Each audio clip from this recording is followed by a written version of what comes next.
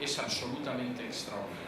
De hecho, habría que decir que la educación moderna es absolutamente incomprensible sin algo que se conoce como la Reforma.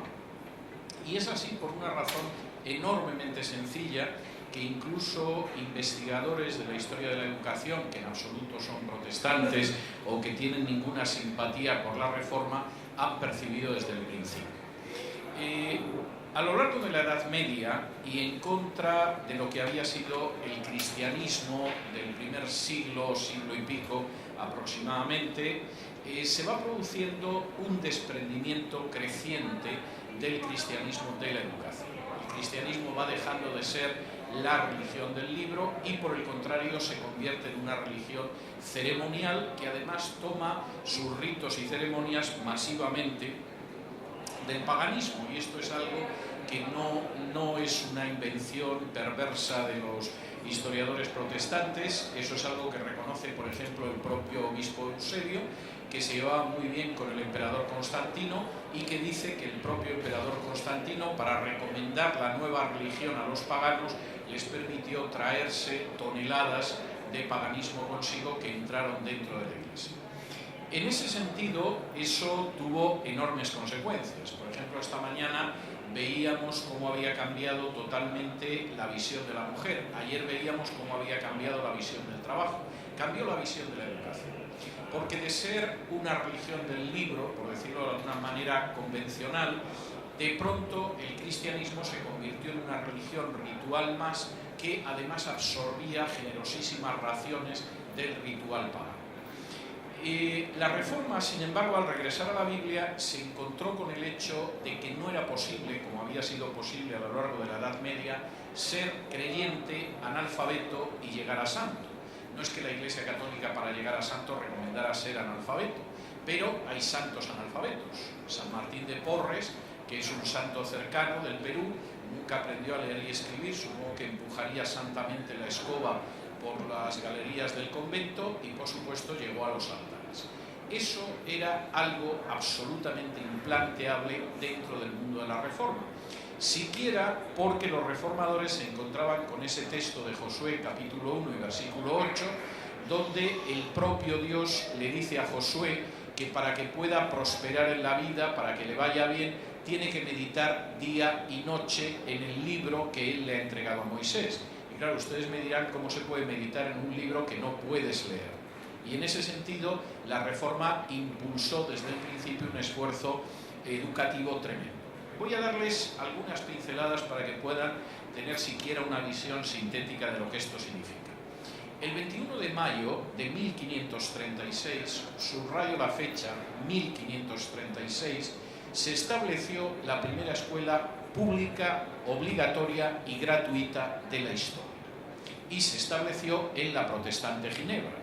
¿Por qué en la Protestante Ginebra? Pues porque en la Protestante Ginebra eran conscientes de que la Biblia tenía que llegar a todo el mundo, no solo a los clérigos o no solamente a las élites que regían la sociedad, sino a toda la población. Y a menos que se enseñara a la población desde la infancia a leer y escribir, no había la menor posibilidad de que pudieran acceder a las escrituras. Esto no fue algo que se limitara a la Protestante Ginebra. En 1547, en la Confesión de Fe escocesa, que como su propio nombre indica era una confesión de fe, es decir, se habla de la doctrina de la divinidad, se habla de la Trinidad, se habla de los sacramentos, se habla del juicio final. En esa confesión de fe se recogían dos disposiciones que eran muy importantes desde el punto de vista educativo. La primera era que en todas las poblaciones rurales se tenía que abrir una escuela. Y en ese sentido, aparte de que era muy importante para los teólogos de la confesión de fe escocesa que la gente supiera lo que era la Trinidad o la justificación por la fe, además en todos los pueblos, en todas las poblaciones rurales, había que establecer una escuela. Y en todas las ciudades, junto con esas escuelas primarias, había que establecer una universidad con un superintendente que además estuviera pagado para que lo pudiera llevar a cabo como es debido. Este esfuerzo fue un esfuerzo de carácter alfabetizador y de carácter educativo que empezó a dar unos frutos extraordinarios en muy pocos años. Por ejemplo, en 1559, en esa Ginebra donde se había establecido la primera escuela pública, gratuita y obligatoria de la historia, se estableció una universidad que inmediatamente empezó a superar a otras universidades europeas que venían desde la Edad Media, simplemente porque la visión de la educación, en la que luego me detendré, era una visión muchísimo más amplia. La Universidad de Ginebra, de hecho, llegó a ser tan importante que aproximadamente 2 siglos después, un norteamericano que llegaría a ser presidente de los Estados Unidos y que se llamaba Thomas Jefferson, quiso comprar la Universidad de Ginebra y llevársela a Estados Unidos. Estados Unidos era una pequeña república, bastante tenían con sobrevivir en el proceso de cuajar la nación, y por supuesto Thomas Jefferson no se pudo llevar la Universidad de Ginebra a los Estados Unidos. Seguramente hoy en día no Donald Trump, cualquier millonario del Medio Oeste habría comprado la universidad y se la habría llevado, pero en aquel entonces era imposible. En cualquiera de los casos, y esto sí que es enormemente interesante, el esfuerzo universitario tuvo unas consecuencias verdaderamente tremendas, como es el hecho de que las grandes universidades todavía de hoy en día las establecieron reformados en el norte de América. Harvard es una universidad que se crea apenas a los 6 años de que los puritanos lleguen al territorio que ahora se conoce como Estados Unidos, y después de Harvard vino Yale, vino Princeton y vinieron otras universidades en este sentido, y luego me detendré algo más en ello. De alguna manera esto tenía una enorme lógica, y les voy a dar una cifra que resulta, yo creo que bastante clara. Cuando a mediados del siglo XVII un conjunto de disidentes religiosos puritanos suben en Inglaterra a un barco conocido como el Mayflower y se dirigen hacia las Indias Occidentales, lo que ahora es Estados Unidos, el 80% de los varones sabe leer y escribir, a mediados del siglo XVII. El 70% de las mujeres sabe leer y escribir. La cifra era muy buena para la época, pero tengo que decirles que en otros medios protestantes se había superado. A mediados del siglo XVII, entre los cuáqueros, el 100% de los hombres, el 100% de las mujeres sabía leer y escribir. Se consideraba que era normal.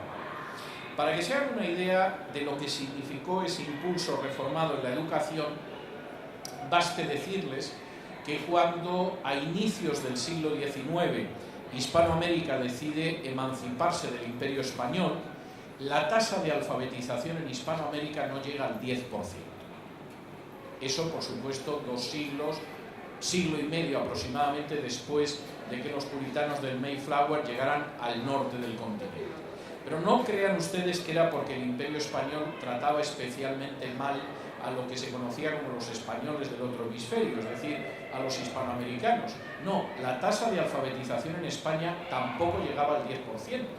Era la misma cultura hispano-católica que consideraba que la educación estaba bien para algunos clérigos, para las élites dominantes, pero por supuesto era perder el tiempo el enfrentarse con esa situación.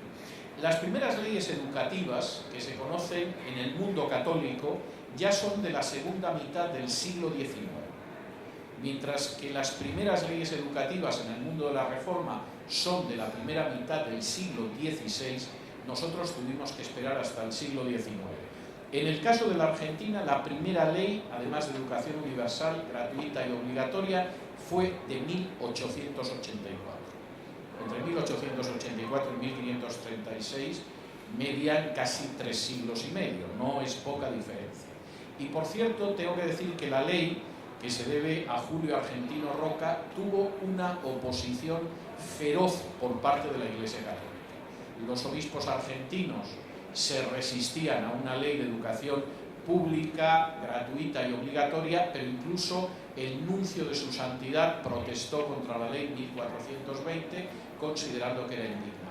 No es que los obispos de Argentina fueran más terribles, no, pasó igual en España. En España la primera ley educativa es apenas unos años antes de la Argentina, es la ley Moyano, y tuvo una resistencia feroz de los obispos españoles que, por ejemplo, utilizaron argumentos del tipo de que una ley de obligación de educación obligatoria no respetaba la libertad de los padres, porque a lo mejor los padres querían que los hijos fueran analfabetos, y si querían que fueran analfabetos, ¿por qué se lo iba a impedir el Estado? De manera que en ese sentido eso implicó una diferencia educativa entre el mundo de la reforma y el mundo de la contrarreforma verdaderamente espectacular. La ley española es de 1857, o sea que, como ven ustedes, no anduvimos a mucha distancia de la nación hermana argentina. Esa visión de la educación, que en el caso de la reforma provocó un esfuerzo educativo inmediato, y sin embargo en aquellos países que quedaron en la esfera de la contrarreforma, pues prácticamente hasta las revoluciones liberales es algo que ni se plantea. La idea de una educación pública, gratuita y obligatoria no está en absoluto en esa cosmovisión católica. Tuvo además otra consecuencia enorme en el terreno de la investigación científica, por una razón de nuevo muy conectada con la Biblia.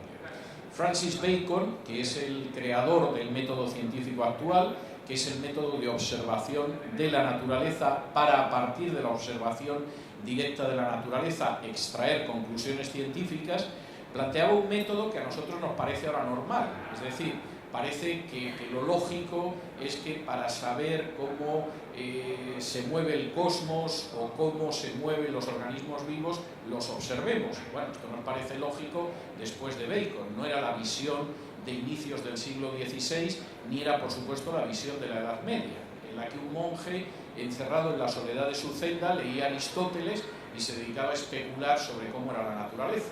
Dado que Aristóteles en ocasiones se había molestado en mirar el fenómeno, pero en otros se lucubraba, las conclusiones del monje no podían ir más lejos de donde iba. En ese sentido, y esto es algo tremendamente importante, la Reforma provocó una revolución científica.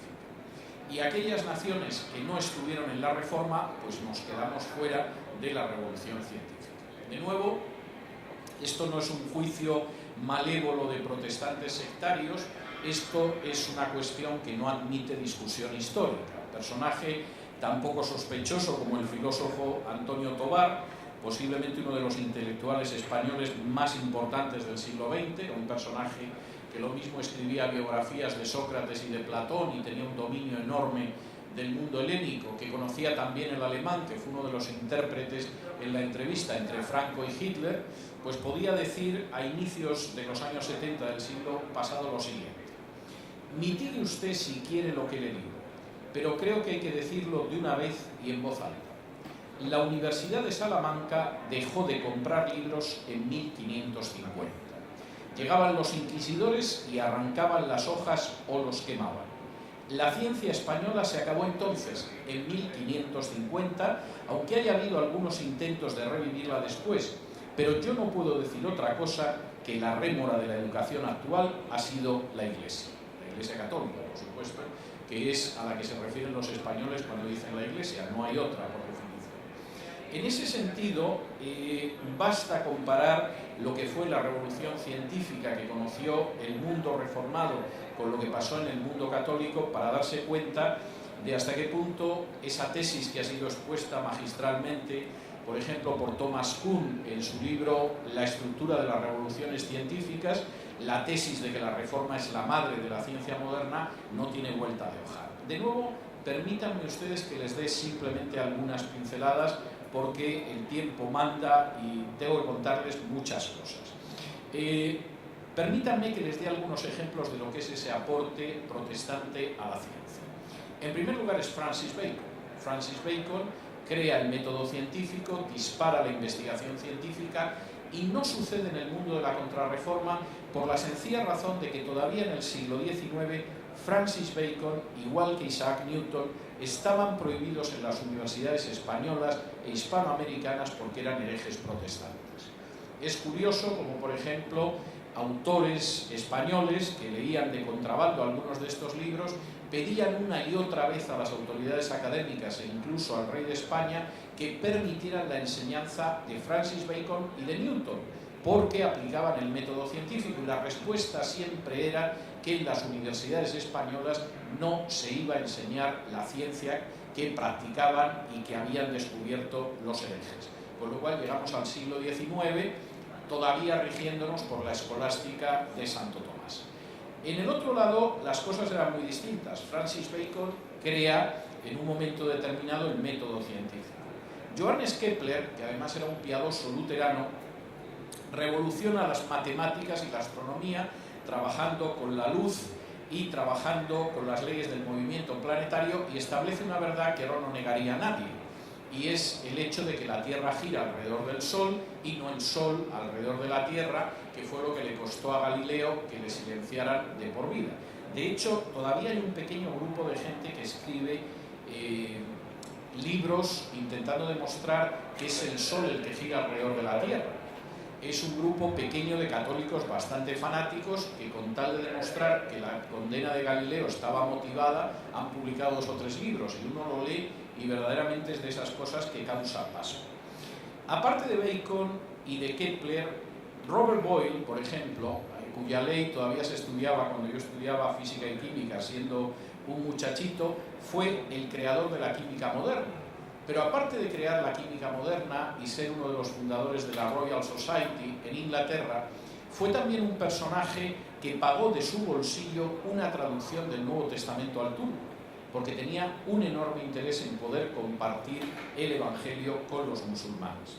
Isaac Barrow, que fue maestro de óptica y además maestro de Isaac Newton, su mentor, era un personaje que no solamente era un gran científico, es que además era un más que elocuente teólogo, y las predicaciones eran tan buenas que los parlamentarios ingleses de la época copiaban la estructura de sus predicaciones para sus discursos en el Parlamento. No hace falta decir que el descubridor de las bacterias, Antoine Leuwenhoek, era también un piadoso evangélico.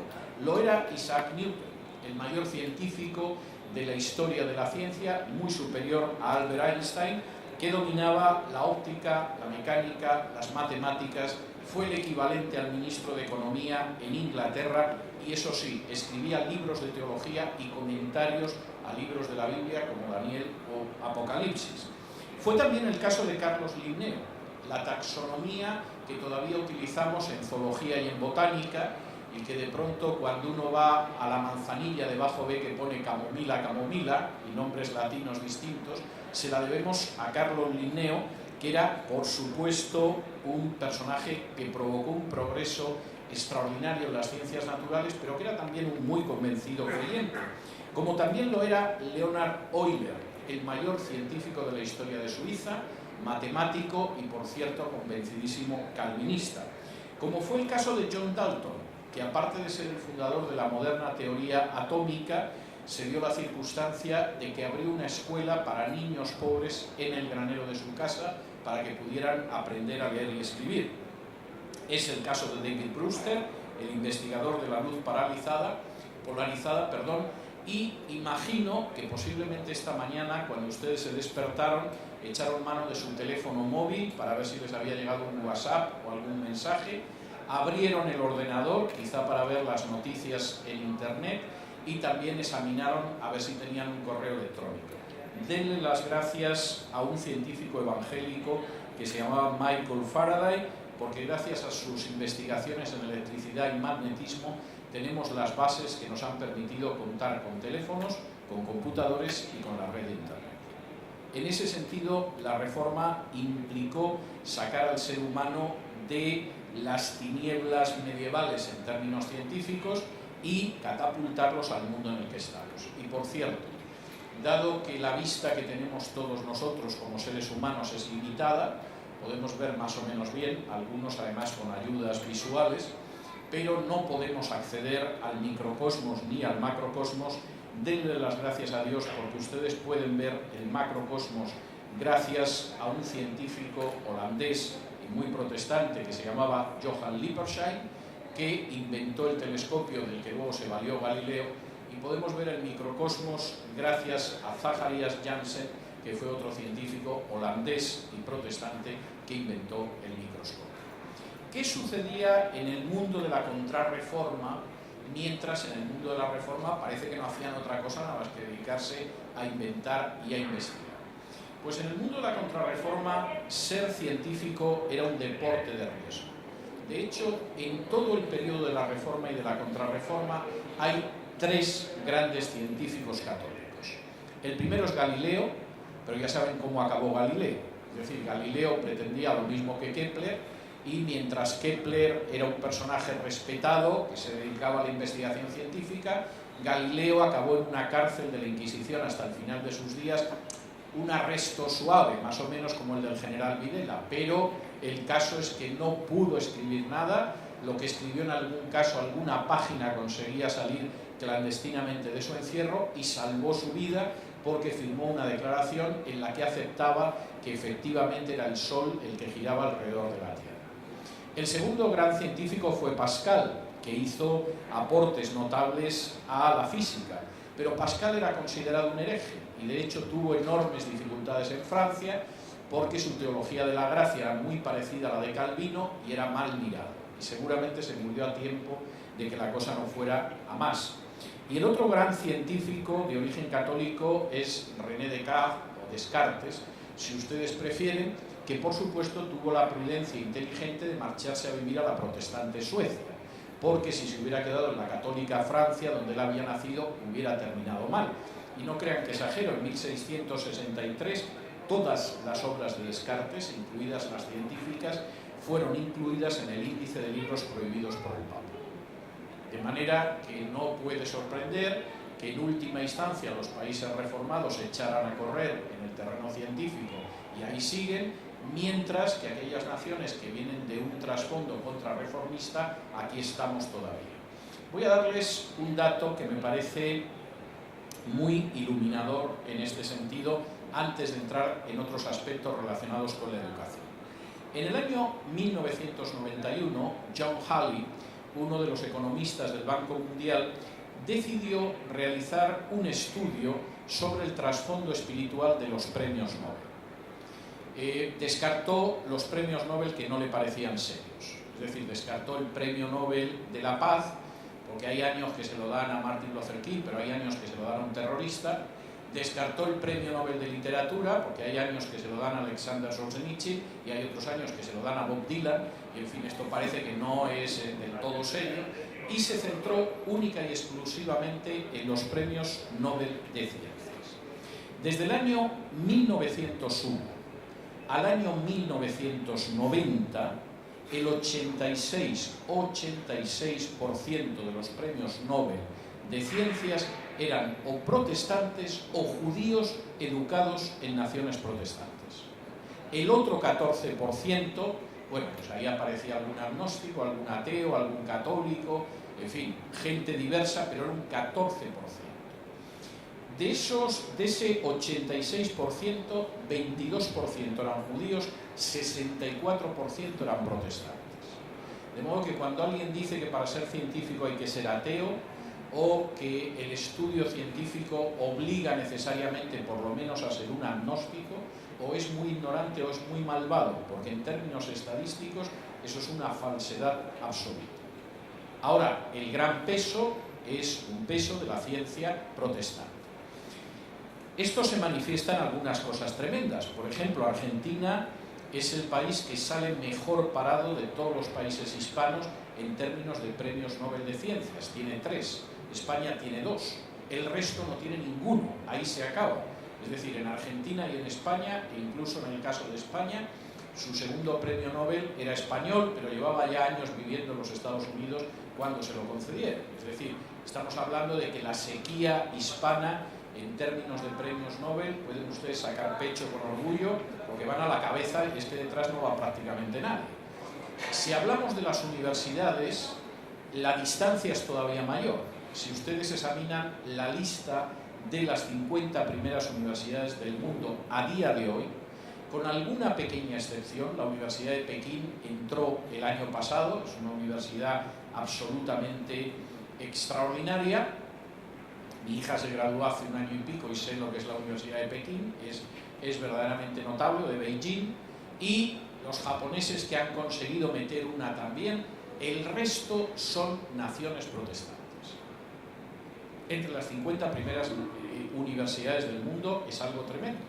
Es más, los hispanos empezamos a entrar a la altura de la 150.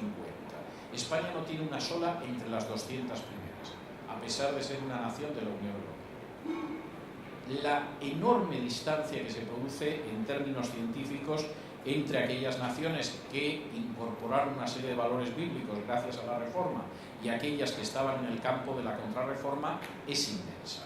Pero es que quisiera ir todavía más lejos en este terreno. La Reforma no solo marcó una inmensa distancia en el terreno de la educación, porque su visión era que la educación tenía que ser obligatoria, gratuita, pública desde el principio. No solo marcó una enorme distancia porque disparó la revolución científica y no los hemos alcanzado todavía. Les compramos aparatos electrónicos, pero todavía no les hemos alcanzado. Y no está muy claro que los vayamos a alcanzar dentro de muy poco. Es que además la Reforma tuvo una visión de la educación que a mí me parece extraordinaria y voy a intentar dedicar los últimos minutos antes de cederles a ustedes la palabra a algunos de esos aspectos por los que la Reforma tiene una visión absolutamente extraordinaria que deberíamos de esforzarnos de recuperar en el caso, por ejemplo, de las iglesias evangélicas. Por ejemplo, la Reforma era absolutamente enemiga del anti-intelectualismo. Hay una posición muy extendida, lamentablemente, en el pueblo de Dios en el sentido de que cuanto más ignorantes seas, mejor. Parece ser que la ignorancia es un caldo de cultivo especial para que prenda la acción del Espíritu Santo. Esto es algo que tiene largos antecedentes. Tertuliano, personaje encantador del que hablamos esta mañana al hablar de su visión de la mujer, para echarse a temblar, entre otras cosas, articuló un dicho que era credo quia absurdum, es decir, creo porque es absurdo, y se quedó tan contento. Es decir, cuanto más absurdo, disparatado e irracional sea algo, pues yo creo más en ello. Y supongo que estaba muy orgulloso de esa visión. Y por supuesto hay una visión antiintelectual. La Reforma tenía claro exactamente todo lo contrario. El hecho de que efectivamente saber, educarse, formarse, era un desafío que había que satisfacer. Permítanme que les dé algunas pinceladas en este sentido. Por ejemplo, John Preston, uno de los grandes teólogos puritanos, decía: yo no niego que un hombre pueda tener mucho conocimiento y carecer de la gracia, pero por otro lado, no puedes tener más gracia del conocimiento que tienes. Es decir, es verdad, hay gente sabia que su situación espiritual es deplorable, pero no nos engañemos. Es muy difícil profundizar en ciertas áreas de la vida cristiana cuando se conoce y cuando se desconoce, cuando no se tiene un determinado conocimiento. Richard Baxter, uno de los grandes teólogos puritanos del 17, decía: la educación es la manera ordinaria de Dios para conceder su gracia y no debería ser colocada en contraposición al Espíritu más de lo que pueda serlo la predicación de la palabra. Es decir, no seamos tan asnos como para pretender que la educación es algo que se contrapone con el Espíritu. La educación no se contrapone con el Espíritu más de lo que se puede contraponer la Biblia. Eso es absolutamente absurdo. John Cotton, un teólogo también reformado de este lado del mundo, decía: el conocimiento no es conocimiento sin celo, pero el celo sin conocimiento no deja de ser una simple hoguera. De manera que es verdad, un conocimiento que carece del calor espiritual puede ser un conocimiento frío y sin mucha utilidad. Pero cuando una persona lo único que tiene es celo y no tiene conocimiento, bueno, eso no pasa de ser un fuego, no precisamente en el mejor sentido. Samuel Wheeler, por ejemplo, sostenía que la fe está enraizada en el conocimiento. Y en ese sentido, verdaderamente es algo absolutamente notable lo que podían decir. Por ejemplo, que sería interesante que en las instituciones educativas los jóvenes, aparte de aprender muchas cosas, incluida la Biblia, aprendieran también a razonar. Por ejemplo, las primeras leyes que regían el funcionamiento de la Universidad de Harvard, universidad creada a los 6 años de que los puritanos llegaran a Norteamérica, establecían que los estudiantes no solo tienen que ser capaces de leer las Escrituras, sino que tienen que acercarse a poder resolver dificultades de manera lógica. La lógica, la capacidad de razonar, la forma de pensar es algo enormemente importante. Esa visión contra el antiintelectualismo, que eran absolutamente contrarios al antiintelectualismo, les llevaba también a tener muy mala impresión de la ignorancia. Y en ese sentido es curioso que de nuevo, detrás de la fundación de Harvard, y es que me parece ejemplar desde muchos puntos de vista, se afirma, por ejemplo, lo siguiente: hay que evitar dejar que exista un ministerio iletrado en las iglesias, porque entonces nuestros ministros acabarán yaciendo en el polvo. Es decir, mantengamos pastores asnos y esto va a acabar mal. Es decir, seguramente en la primera generación uno pensará que son muy santos y muy bendecidos por Dios, etcétera, etcétera, pero lo cierto es que eso va a acabar muy mal. De hecho, John Woolley decía que cuando la ignorancia y la barbarie invade una generación, su gloria va a quedar yaciendo en el polvo. Y William Perkins, uno de mis teólogos reformados preferidos, lo he estado mencionando en el taller de ayer y en el taller de esta mañana, afirmaba: donde reina la ignorancia, allí reina el pecado. De manera que no solamente es que los reformados tenían muy claro que era muy malo eso de tener aversión hacia el intelecto, sino que además el rendir culto a la ignorancia era lo peor que podía suceder. No solamente eso, y además esto es tremendamente importante. La educación es un factor, y en ese sentido los reformados se estaban colocando dentro de lo que ahora están descubriendo los pedagogos, supongo que con bastante sorpresa y algunos con bastante desagrado. Es algo que depende enormemente de los padres. Yo he conocido generaciones de padres, no creo que la cosa haya mejorado mucho, que sostienen la peregrina idea de que con llevar a los hijos a una institución educativa más o menos decente, hay padres que ni eso, pero bueno, hay padres que consideran que con llevar al niño a una escuela, a un colegio, a un instituto de cierto nivel, su función en la educación se ha cumplido. Bueno, lo que está demostrando desde hace por lo menos 20 años repetidos estudios en este sentido, y por cierto tengo que hablar de ello la semana que viene en la República Dominicana, Dios mediante, es que el papel de los padres en la educación de los hijos es más importante que el de las instituciones. E incluso supera la diferencia de ingresos.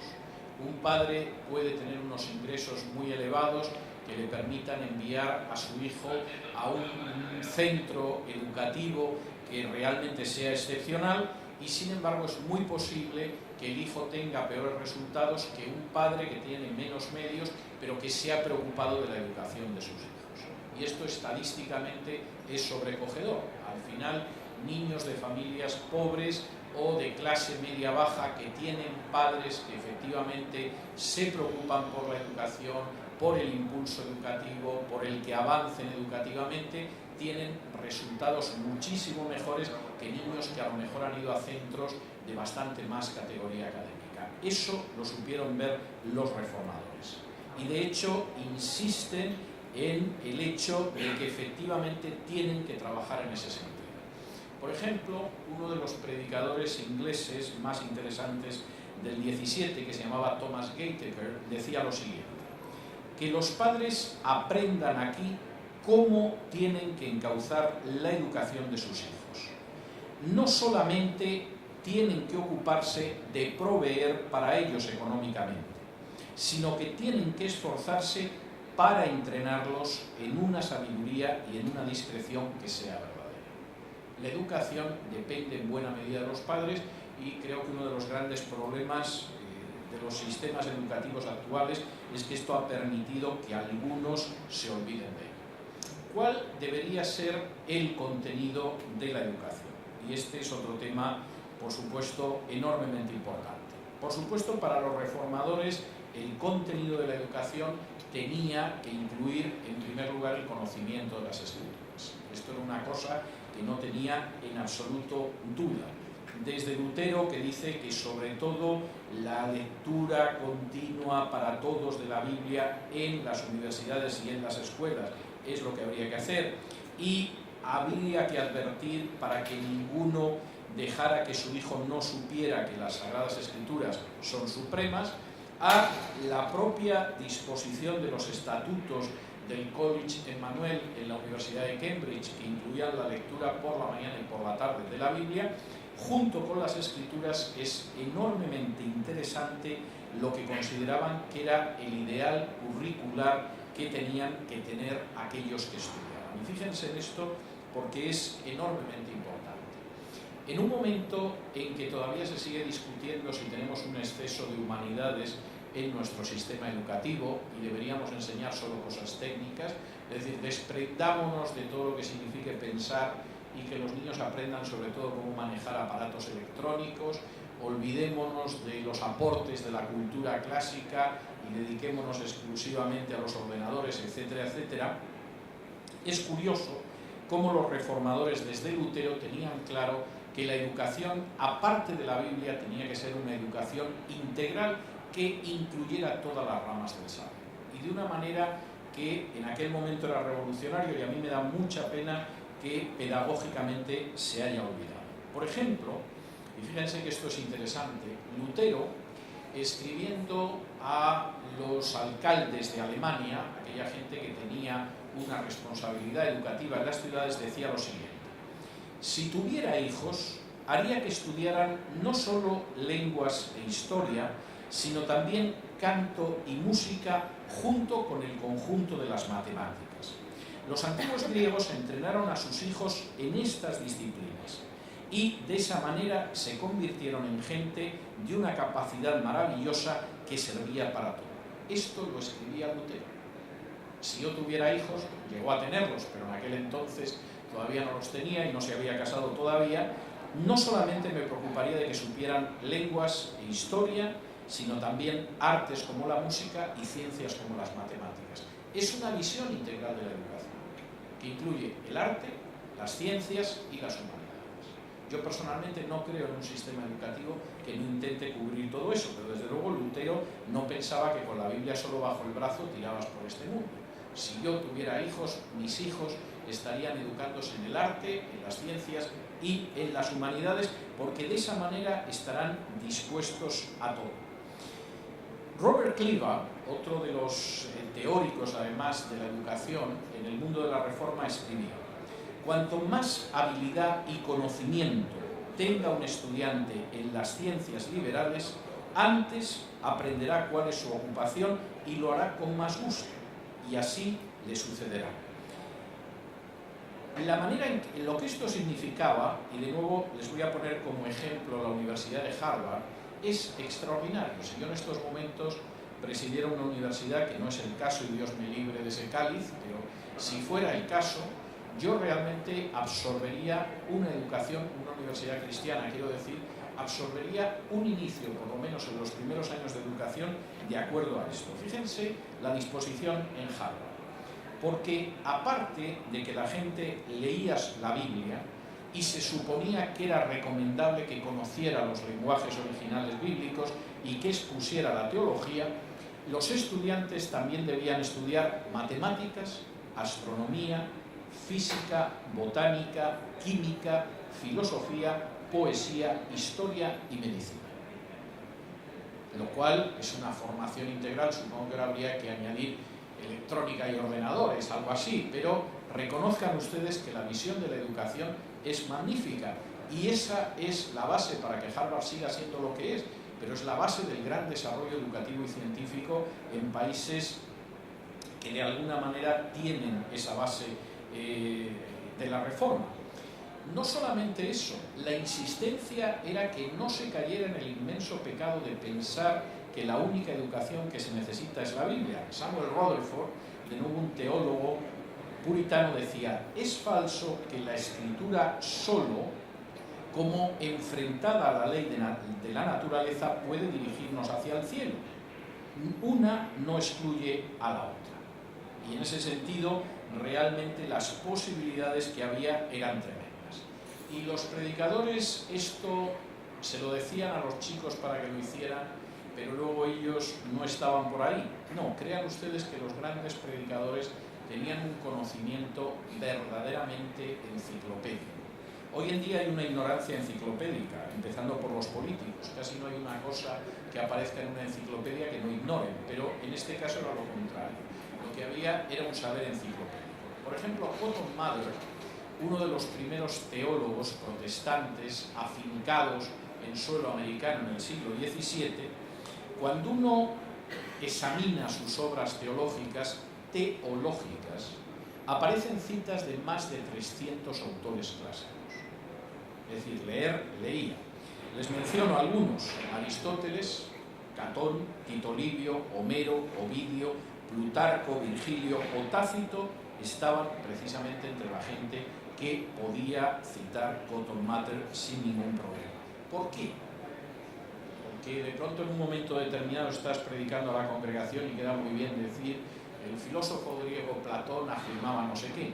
No, porque los reformadores que basaban en la Biblia la manera en que tenían que vivir, es más, creían que la Biblia contiene principios para moverse en cualquier situación de cualquier época de la historia, conocían el pasaje de Pablo que dice que hay que examinar todo y quedarse con lo bueno. Pablo no dice que hay que hacer una lista de lo que no hay que examinar jamás, sino que dice que hay que examinar todo y retener lo bueno. En buena medida, el saber es como un pescado. Hay que quitarle la cabeza, hay que quitarle las espinas, a veces hay que quitarle la piel, pero tiene una carne que es bastante sabrosa y nutritiva. Y ese principio paulino de examinar todo y retener lo bueno es precisamente el principio que tenía la Reforma. Por cierto, es un principio extraordinario. Richard Sives, escribiendo sobre esto, de nuevo un teólogo reformado, decía: la verdad viene de Dios, en cualquier sitio donde la encontremos, y es nuestra, es de la Iglesia. No tenemos que hacer un ídolo de estas cosas, pero la verdad, en cualquier sitio que la encontremos, es de la Iglesia. Por lo tanto, con una buena conciencia podemos utilizar cualquier autor humano. Hace unos años, ahora cosa de una década, publiqué un libro que se titulaba Camino hacia la cultura, donde al final aparecía una lista de los libros que una persona que quiera ser culta debería leer, de las películas que debería ver e incluso de los lugares que sería bueno que visitara. Por supuesto también las piezas musicales que debería escuchar. Y recuerdo que un pastor, con el que yo tenía muy buena relación, pero que era muy bruto, no lo voy a ocultar, tampoco voy a decir el nombre, me llamó compungido diciendo que mi libro era un camino hacia la muerte, no hacia la cultura. Porque en la medida en la que yo recomendaba a la gente leer ciertas lecturas, les puedo asegurar que no estaba incluido el Playboy ni nada de este tipo, no piensen ustedes mal, ¿no? Pero en la medida en que yo recomendaba a la gente leer ciertas lecturas y ver determinadas películas para comprender la cultura de su tiempo, etcétera, la estaba guiando por un camino de muerte. Y es de esos momentos en que te quedas parado y dices, esto no me está sucediendo a mí. Y luego dices, de un momento a otro va a aparecer una cámara oculta detrás de aquella columna y simplemente me van a decir inocente, inocente, y me han gastado una broma, pero inmediatamente te das cuenta de que lo dicen en serio.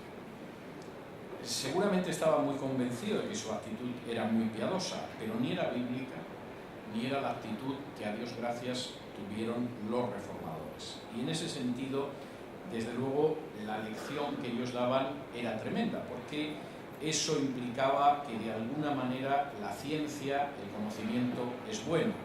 Richard Baxter, por ejemplo, podía decir que la física, que es una gran parte del conocimiento humano, lo es porque implica el conocimiento de las obras admirables de Dios. Cuando alguien efectivamente se acerca a un laboratorio, cuando siguiendo el mandato bíblico observa los cielos, o se detiene en el movimiento de las estrellas, o analiza la vida de un animal tan diminuto como la hormiga, la misma Biblia deja muy claro que ahí con lo que se está encontrando es con el cumplimiento de un mandato de Dios y con el descubrimiento de la poderosa mano de Dios. Y como decía John Cotton, estudiar la naturaleza y el curso y el uso de todas las obras de Dios es un deber impuesto por Dios sobre toda clase de hombres. Hay toda una visión enormemente positiva en ese sentido que a mí me parece verdaderamente extraordinario. Quisiera concluir con una cita de un libro poco conocido pero muy interesante del escritor inglés John Milton. Milton no solamente ha pasado la historia por El paraíso perdido, que es su obra más conocida, es uno de los grandes poemas en lengua inglesa, era un personaje que escribió obras de teología, era hijo de un pastor evangélico en Inglaterra, pero llegó a escribir un tratado sobre la educación. Y cuando él tenía que definir cuál era la educación que la gente tenía que absorber, decía: por lo tanto, yo llamo a una educación completa y generosa cuando hace que un hombre realice de manera justa, habilidosa y magnánima todos los oficios, tanto privados como públicos, para la guerra y la paz. La educación es algo maravilloso. Afortunadamente, aquellas personas que regresaron a los principios bíblicos descubrieron que la educación arranca del simple deseo de que la gente se pueda acercar, como Dios le dijo a Josué, de día y de noche a la palabra de Dios, que la educación, por supuesto, cambia la situación de las personas y de los pueblos. La educación marca una distancia tremenda entre las naciones, y aquellas naciones que quedamos en el lado de la contrarreforma, evidentemente seguimos manteniendo una brecha histórica con aquellas que recuperaron los principios bíblicos que trajo la reforma. Pero además la educación es algo extraordinariamente maravilloso, que incluye la profundización en la Biblia, porque el hecho de ser ignorante no significa ser más espiritual, significa ser ignorante, punto, a secas. Luego, si es más o menos espiritual es una cuestión aparte, pero la ignorancia no es ni lejanamente algo unido a la espiritualidad, aunque algunos lo piensen. Y por supuesto, la educación implica el hecho de profundizar en las obras maravillosas de Dios, implica examinar todo y retener lo bueno, porque cualquier cosa buena que hay en este mundo es nuestra y Dios nos la ha dado y tenemos que saberla aprovechar. Y la educación, en última instancia, es algo que tenemos que comunicar con la gente que nos rodea y asumir, por ejemplo, en el caso de los padres, como un auténtico y glorioso privilegio. Y en ese sentido, la reforma, desde luego, que marcó una diferencia. Muchas gracias.